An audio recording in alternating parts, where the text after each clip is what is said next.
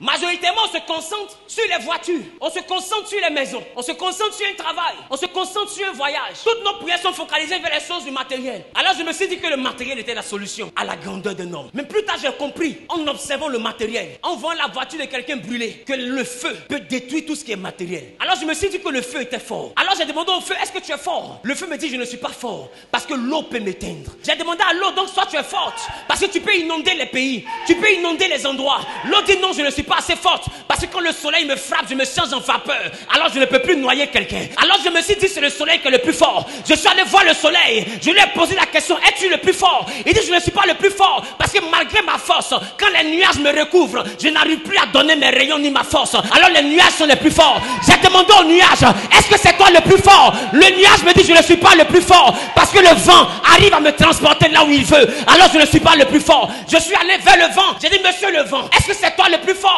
Il dit, non, je ne suis pas le plus fort, parce que peu importe ma vitesse, quand je me cogne contre une montagne, elle me divise en deux. J'ai demandé à la montagne, non, c'est toi la plus forte. Elle me dit, non, je ne suis pas plus forte, parce que les hommes ont créé une machine qui arrive à me casser, on appelle ça caterpillar, et puis me broyer, me rendre plate. Alors je me suis dit, c'est l'homme qui est le plus fort. Alors j'ai rencontré les hommes et j'ai demandé à l'homme, c'est donc toi le plus fort? Et l'homme me dit, même ma grandeur, quand je suis empereur, quand je suis milliardaire, quand je suis riche, je ne suis pas le plus fort, parce que je peux mourir. La mort est ma limite.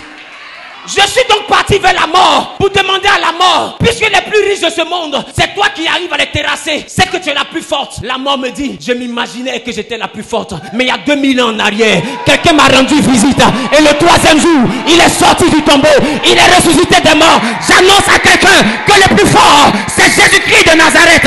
Tu fais un pas en avant, tu dis amen bien, je prophétise. Aïe aïe aïe aïe aïe aïe aïe aïe aïe aïe aïe aïe aïe aïe aïe. Quelqu'un me dit prophète, prophétise. Que la grâce du ressuscité se manifeste dans ta vie. Que la grâce du ressuscité se manifeste dans ta vie. Que la puissance du Saint-Esprit se manifeste dans ta vie. Celui qui dit je reçois est propriétaire au nom suprême de... Alors le potentiel que le plus fort donne, c'est le meilleur potentiel.